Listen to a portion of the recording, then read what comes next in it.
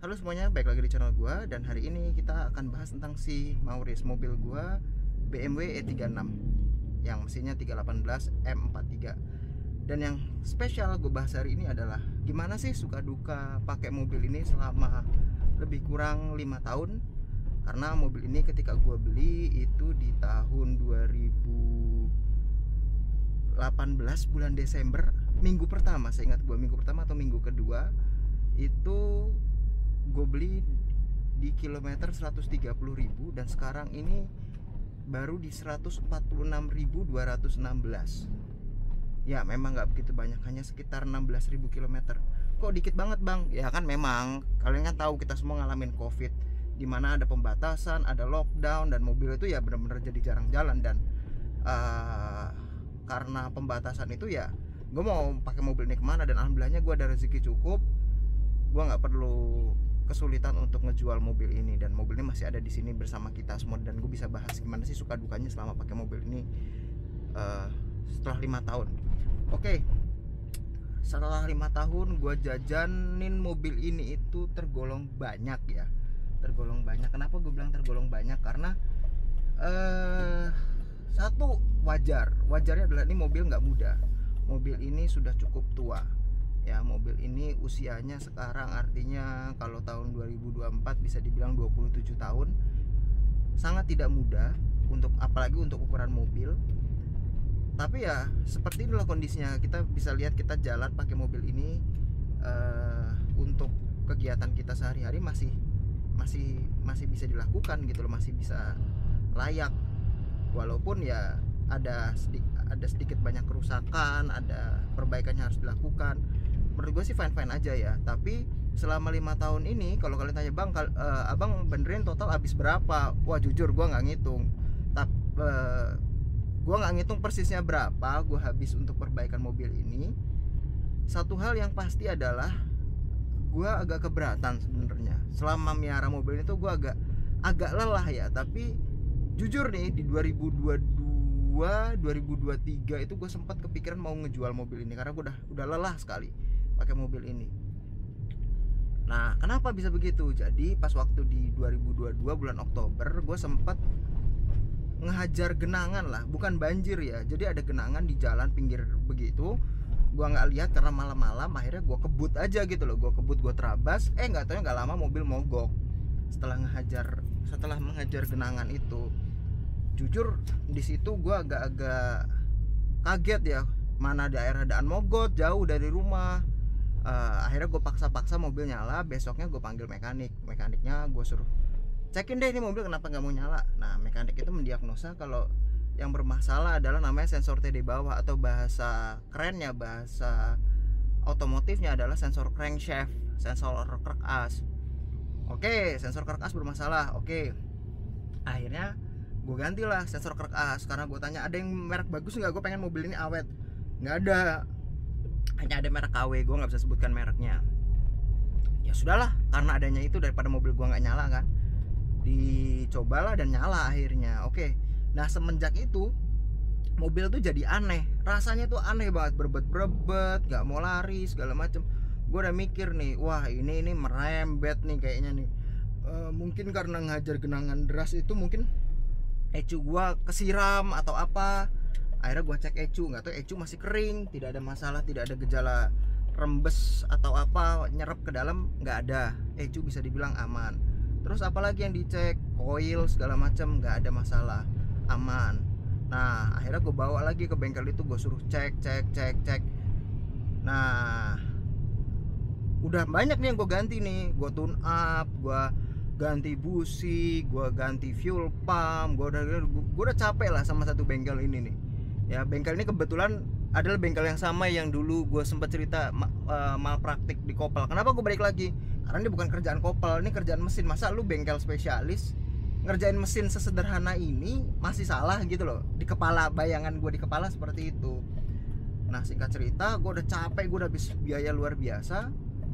Pindahlah bengkel gue, karena gue kepo kan. Yaudah gue pindah bengkel ke bengkel BMW spesialis yang lain gitu. Gue ceritakan masalah gue kayak gini, di sana dibilang itu sih sebenarnya yang rusak bukan sensor T di bawah. Walaupun bengkel yang sana yang awal yang malpraktek ini bilang ini yang salah sensor T di bawah, lu harus beli yang asli, yang merek Bear atau Siemens gitu. Gue bilang ya kalau ada baru gue beli, berapa nggak apa-apa, gue beli, yang penting barang baru bagus gitu, gue nggak mau copotan. Tapi memang udah nggak ada, kalian boleh keliling, sensor T di bawah itu hanya ada yang KW. Nah singkat cerita, gue bawalah ke bengkel alternatif ini, bengkel lain ini. Lalu dia didiagnosa kalau sebenarnya ini mah yang kena AFM, airflow meter. Ah masa, gue bilang begitu. Di sana udah airflow udah dicek, udah dipastiin beres, yakin, digituin gue, yakin nggak bener. Gue akhirnya mikir ya udah deh om, mobil saya bawa aja ke sini, kan gue kesana konsultasi naik motor karena jauh dari rumah. Ya udah saya bawa aja mobil ke sini. Kalau memang ada masalah dari bukan AFM ya udah, ini second opinion gitu loh. Tapi kalau dari AFM ya udah juga, karena kan second opinion ya, pandangan orang berikutnya. Datanglah gue ke bengkel itu. Nah datang ke bengkel itu, naruh mobil, gue ke warung sebentar, beli makan, beli minum, istirahat makan siang. Gak nyampe 15 menit, palingnya setengah, iya 15 menit sampai setengah jam lah ya, namanya makan siang. Balik-balik mobil gue udah kelar. Dah nih lu cobain dulu. Gue langsung mikir, cepat amat lu ngerjain apa. Nggak taunya bener, AFM-nya settingannya bermasalah, dan akhirnya dari situ gue langsung tahu, oh ternyata selama ini yang bikin mobil gue berbet nggak jelas itu adalah airflow bermasalah. Dan gue sudah habis jutaan, nggak hanya uang recehan ya, gue sudah habis jutaan ke bengkel yang malpraktik ini. Jujur gue agak-agak sedih di situ, karena gue sempat mikir untuk ngejual mobil ini lagi karena gue udah nggak kuat ngebenerinnya. Setiap kali masuk bengkel hampir sejuta, dan nggak bener-bener nggak beres, mobil gue tetap masalah. Nggak taunya masalahnya hanya di airflow yang harus di rekondisi lah, di rebuild, bener-bener di rebuild. Dan sebenarnya udah ada tukang yang bisa nge-rebuild airflow, itu udah ada gitu. Jadi gue dikasih tahu seperti itu, dan ya begitulah selama 5 tahun inilah ya. Menurut gue, kalau kalian tanya 5 tahun ini gimana bang, menurut gue sih fine aja pakai E36, fine aja nih mobil oke banget untuk kalian pakai sehari-hari kayak gini ya. Borosnya menurut gue wajar, nyamannya oke, spare partnya masih relatif mudah dicari. Ingat ya, kita zaman online ya sekarang, jadi jangan kalian bayangin belanja spare part ke toko. Kalian kalau ada di marketplace ya kalian bisa beli dari marketplace, jadi jangan selalu berpaku dari toko. Bengkelnya juga alhamdulillah masih ada yang mau ngerjain ya, walaupun gue maaf banget, gue nggak bisa ngasih, banyak banget yang nge-DM gue dan minta tolong dong rekomendasiin bengkel yang bagus buat BMW. Gue mohon maaf banget, gue nggak bisa. Karena apa? Gue nggak enak, bukannya gue ngekip buat gue sendiri, karena gue sendiri dikadalin bengkel mulu, dibohongin bengkel mulu. Bengkel bilangnya ini. Gue ada paham otomotif sedikit, nggak jago-jago banget, tapi ya menurut gue analisanya itu seringan meleset, karena ini agak-agak ribet. Mobilnya tuh yang ribetnya adalah pakai airflow. Nah airflow-nya itu kan harganya agak mahal ya, jadi kita nggak akan mau ngotak-ngatik, itu agak-agak ngeri. Beda sama MAP atau MAF ya, gue agak-agak lupa. Yang di Toyota itu dia pakai MAP atau MAF gitu, gue agak-agak lupa. Kalau ketuker ya mohon maaf.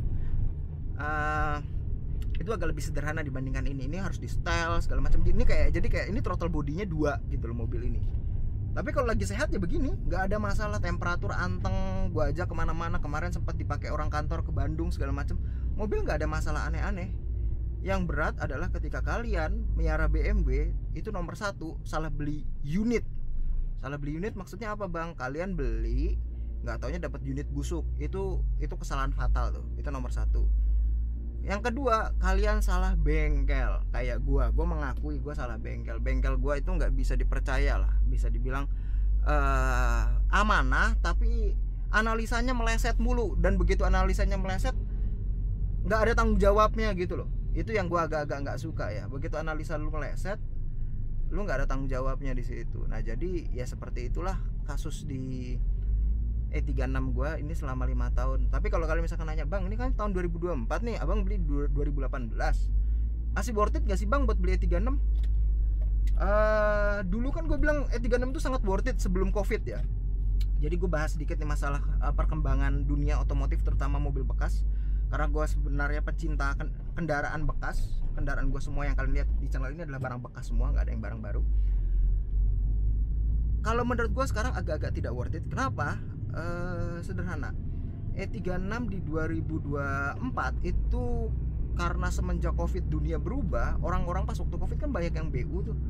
Nah, mungkin yang owner-owner punya E36 itu banyak yang ngejual ke orang yang sebenarnya tidak mampu untuk merawat bisa secara finansial, bisa secara pengetahuan. Akhirnya E36 yang sekarang berada di pasaran, kalau ada yang kondisinya bagus, layak kayak si Maurice ini, itu harganya udah nggak kepegang. Harganya itu udah aneh-aneh. Harganya itu kayak misalkan berapa, 60-70 juta gitu-gitu. Menurut gua kayak agak berlebih lah. Sementara ketika dulu gue beli mobil ini 50, itu udah dapat yang cukup oke, udah cukup bagus ya pada saat itu. Tapi kalau sekarang 50 juta kondisinya beberapa kali kesempatan gue lihat ya ada PR lah, tetap ada PR, dan PR-nya itu lumayan gitu loh, cukup menyita waktu dan biaya gitu. Jadi menurut gua kalau sekarang apakah masih worth it? Kalau memang rezeki kalian dapat E36 dengan kondisi baik, bagus dan murah, itu memang artinya rezeki kalian. Tapi kalau gua melihat sekarang untuk nyari unit yang bener itu sulit. Maka dari itu adalah salah satu alasan gua menunda dan membatalkan, bahkan ya membatalkan ngejual E36 itu salah satunya ya karena nyari unit yang kayak begini lagi itu susah gitu loh. Mobil bener itu susah, mobil oke itu hampir jarang banget ya, jarang banget. Jadi ya gue mikir ya lebih baik gue keep aja, gue bangun bener-bener gue pastiin ini mobil rapih, nyaman dan reliable. Ya udah mendingan gue pakai gitu.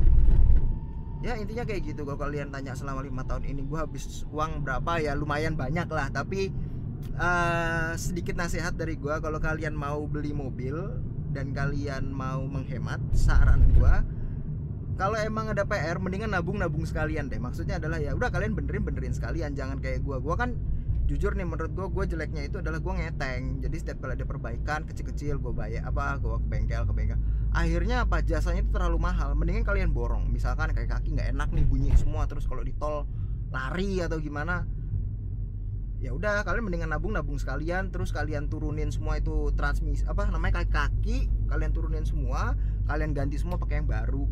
Itu sekali kerja, kalian nggak perlu spuring berkali-kali, nggak perlu ke bengkel berkali-kali. Emang kelihatan biayanya jadinya gede banget, misalkan sekali benerin kaki-kaki total habisnya berapa, 8 juta gitu. Tapi ya udah, setelah itu kalian tahu bahwa oh semua parts yang digunakan di mobil ini adalah spare parts baru, bukan spare parts bekas gitu. Jangan kayak gua yang nih minggu ini ganti shock, minggu depan lagi ntar kalau ada duit ganti apanya lagi. Akhirnya ya pembiayaan gua agak-agak bengkak karena urusan yang paling mahal itu sebenarnya adalah masalah jasa. Kalau spare part sih menurut gua biasa aja ya ini mobil ya. Spare part nggak, mahal sekali, enggak. Yang mahal itu adalah jasa. Apalagi di bengkel gue yang malpraktik ini, menurut gue jasanya mahal banget, padahal bengkelnya ya bukan bengkel mewah gitu loh. Ya oke, kayaknya segitu aja video dari gue hari ini. Kalau kalian ada pertanyaan tentang E36 nih, silahkan kalian komentar di bawah atau kalian bisa langsung DM gue ke Instagram. Gue senang sekali kalau ada orang-orang yang nanya ke gue tentang mobil ini ke DM IG. Gue selalu respon kalau itu.